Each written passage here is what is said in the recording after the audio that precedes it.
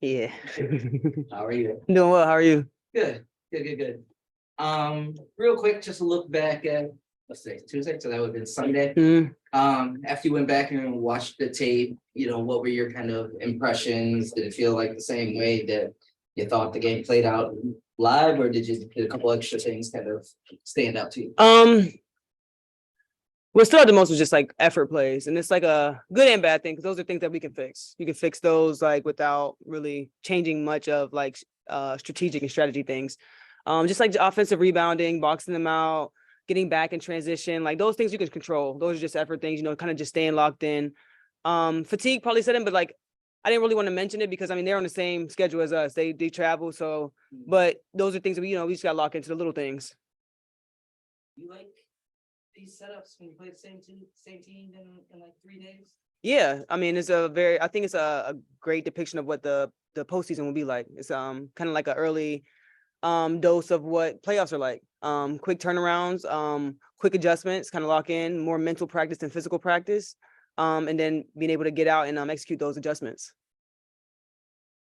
One more for me.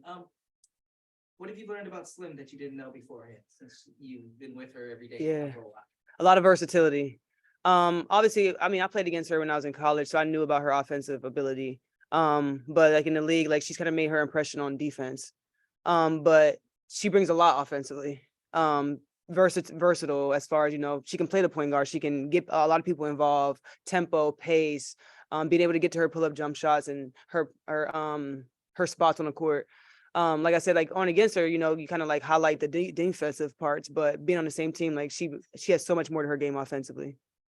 And I actually I talked to her earlier today, and we were kind of talking about her leadership style and being vocal. Yeah. She says, I'm trying to work on not being as rough. Yeah. So I want to ask you, what have you noticed from, the way she is as a teammate? I know it's positive. Yeah. She's like, sometimes I got to watch the way. Yeah.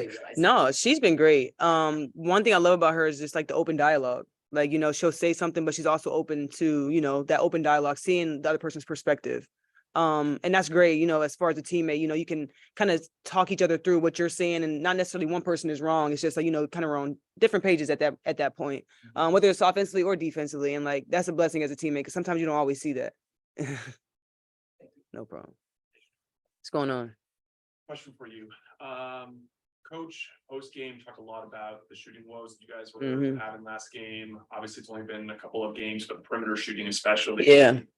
Early season rust, some things you guys have adjusted the last couple of days. Yeah. What do you think you're at with that? I know for me personally, and I know a lot of the guards we were talking about, like just minor like slides or early movements that'll get us more so open shots than contested shots. And I thought that our shots were good, but there were little things that we could have did to make it more open than contested. And we'll do that today. And I'm bet that we'll see more shots going. Awesome. Last thing, this is a bigger picture question here. With the league and women's basketball overall gaining greater awareness and coverage, with that also comes greater scrutiny. Yeah. So what do you think that mental toll is on players and how players should respond to that scrutiny? Yeah, just staying focused on the big picture, with expectation comes great responsibility. And everything isn't going to be, rainbows and just, great thing. I mean, great things that's going to come out of it, but also we don't know everything's not going to be what we want it to be at times. Things are going to not go and people are going to talk and, those things are going to come. But just staying on the big picture, staying together as well. We can't do it by ourselves. So that's why I know for me, I appreciate the support, and I want to speak on behalf of everybody, but I know we appreciate the support and the growth that the game has made in such little time. And I love the direction that it's going. Thank you. Ask about yourself real quick. Yeah. 2 games in, how were you feeling? How do you think your game has been coming off of training camp? Just overall kind of looking at yourself. Yeah. For me, personally, just being able to, I talked about Slim's versatility, but being able to tap into mine as well with the different lineups, coming from training camp and going into the different games. I know coaches throwing out different lineups out there with, Christy and Zowie and Deli. So just being able to go out there and affect the game is in any way possible. For me, I try to be more than a scorer. just try to affect the game with deflections, defensively, rebound, just doing the little things, and always bringing that effort. I know that's going to be big today.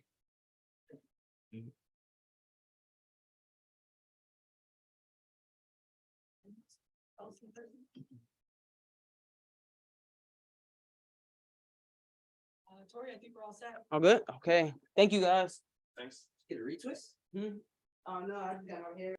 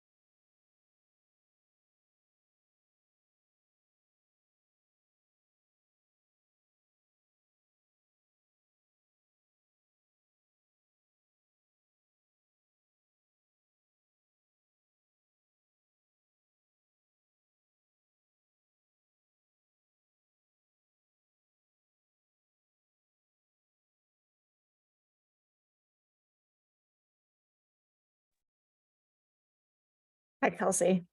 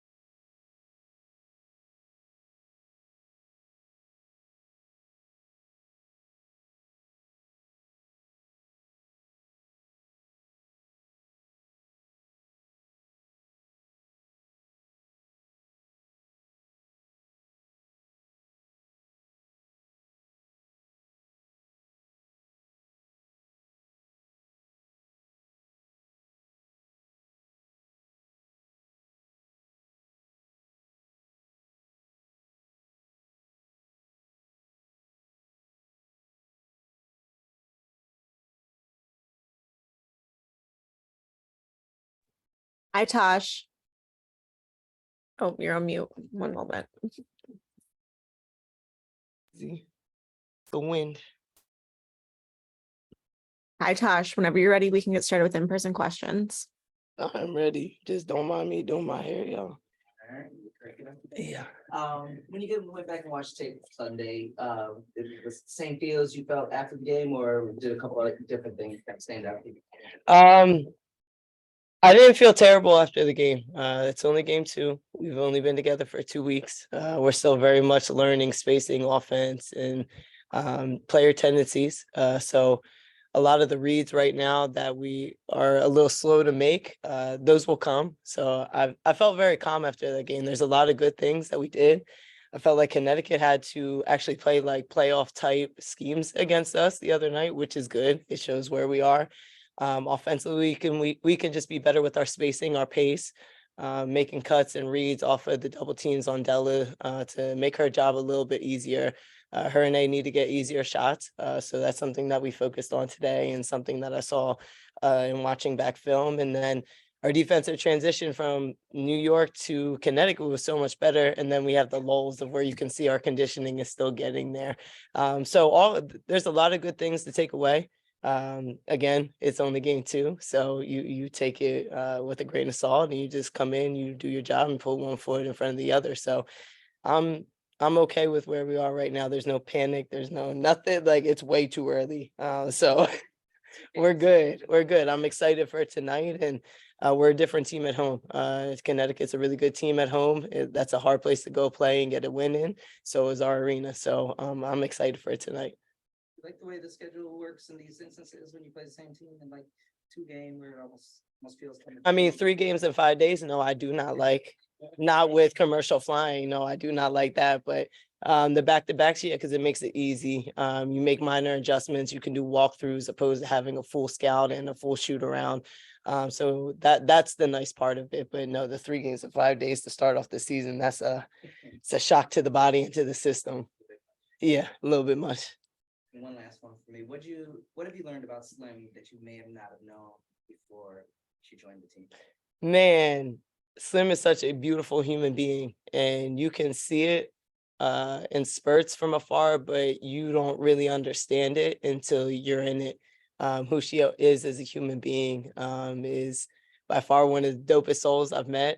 Someone that takes it personal, like I do myself, of being energy and light to everyone, understanding her role in making people's days shift from maybe not a so good day to a great day. And I think that correlates to the floor. Her as a player, she's so versatile. She's a really great leader. She has a way of talking to everyone and getting through to everyone and understanding when's the time to push, when the time to pull back. I think she's finding her way offensively a little bit here too, but defensively, it's just she should be in talks for defensive player of the year the past 2-3 years. So I'm very happy and lucky to have her on my side now. Thanks. Yeah, appreciate you, Cream.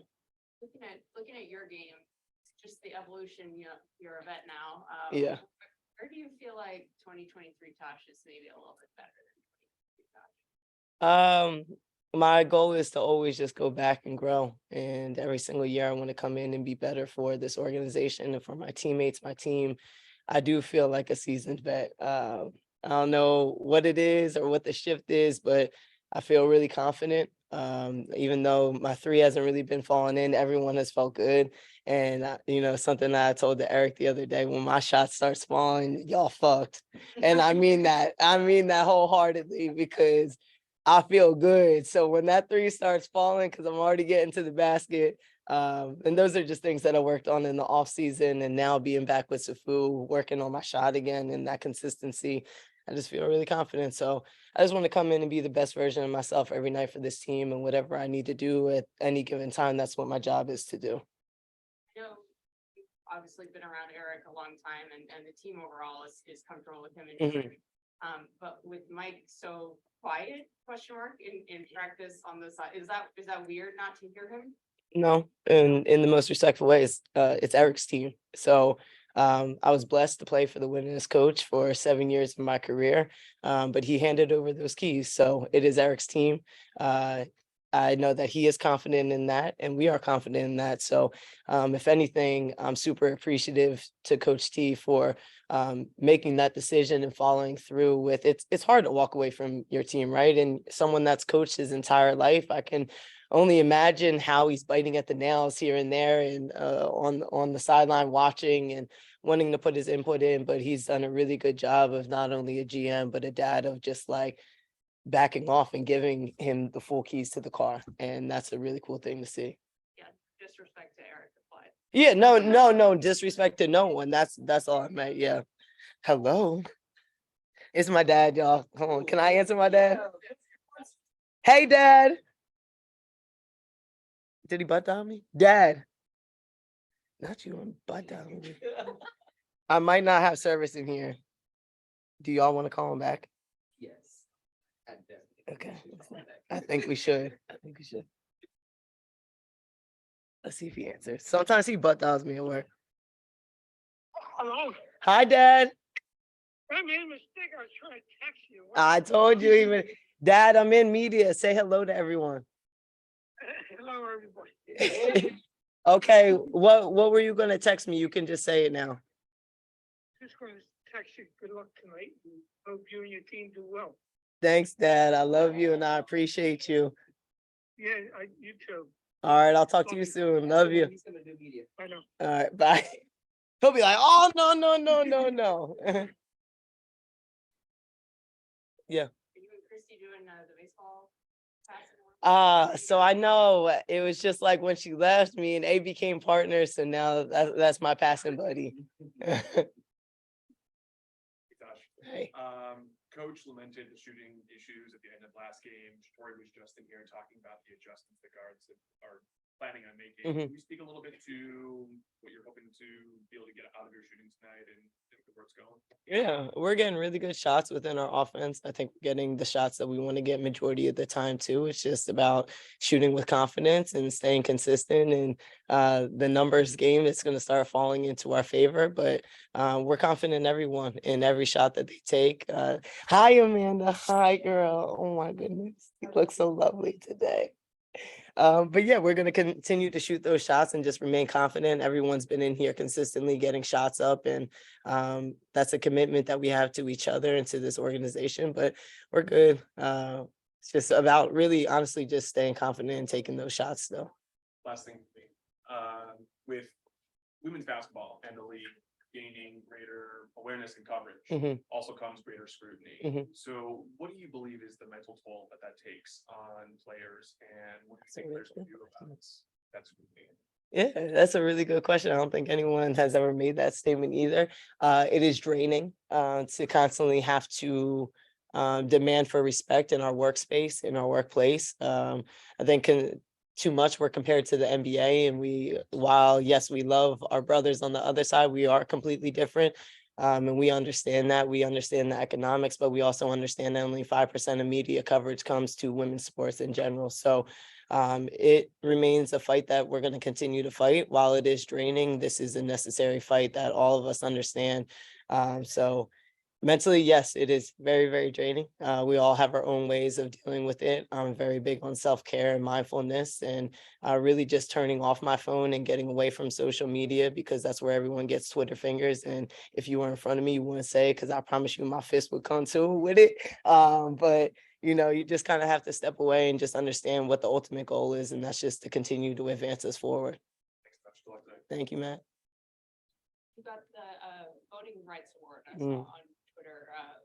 What does that mean to you? These type of accolades, well, I don't really pay attention to personal accolades. These types of awards, I'm very honored and humbled to receive, because it means I'm doing my job as a servant to my community and to others. And so I'm very honored to receive this award.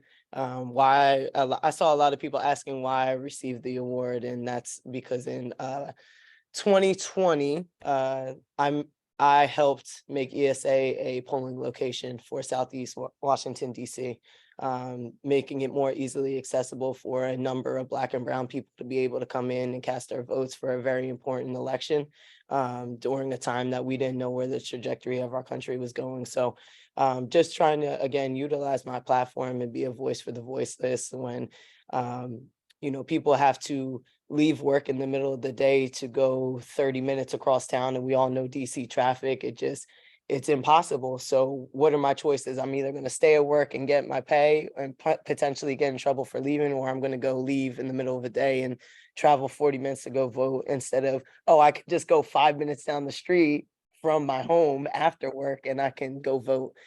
So just making it more easily accessible for people that look like me to cast their vote and to have their voice heard. We're gonna transition to Zoom. Michelle. Hey, Natasha, it's Michelle Smith in California. How are you? Hi, Michelle. I'm good. How are you? I'm good, thank you. I want to ask you quickly about player development. The cuts last week before the season started obviously got a lot of attention, and it gets harder for people to make the league. And you guys with AU, like I know player development is part of that mission with AU, but I just want to talk to you about, what do you hope happens in terms of the ability for a young player who may not make the roster right out to be able to develop themselves and come back and be a WNBA player? What are you hoping for player development from the league and what you guys are trying to accomplish? Yeah, I don't even think it's from a player's development standpoint. It's just from literally a roster and expansion standpoint of these women aren't capable of getting jobs because most teams can only hold 11 people. Yes, every team has the potential to hold 12, but I don't think people really understand how our new CBA is set up, that most teams, because of a salary cap, are only able to keep 11 people. So that 144 number that used to get thrown out is not true. With teams only having 11, that is not 144 anymore. So from the development standpoint, I hope to see either a roster expansion within, because I feel like that's a low-hanging fruit that we can accomplish within the next year or two, opposed to an expansion, which is, I think, being said in the next 2 to 3 years, which I think is far too long. So that's what I hope develops. But for those players that did get cut, and I understand I'm an underdog, I'm a mid-major kid, I'm not supposed to be here. So very much understand how hard it is to not only get in this league, but stay in this league. But I tell you to look no further than players like Shea Petty, Rebecca Gardner from Chicago, who never made a pro team until their 30s. You have the potential to, yes, not make a team and get cut this season, but you have the ability to stay ready for when your number is called. You have the ability to go play AU, to go overseas and play, and then to come back the following year with a chip on your shoulder and really fuel to the fire to make a W team. So I hope within that they don't feel necessarily lost, because there is other opportunities, one in which is Athletes Unlimited that I'm very proud to be a part of. But I think the development from this league needs to come from an expansion standpoint and not necessarily a player development, because those players deserve to be in this league. They are talented enough to be in this league, and most of them earned a spot on the team. It's just because of our salary cap, we're not able to keep. Thank you. Thank you. Right, that's all the time. Tosh, I think that's it. Thank you. Thank y'all.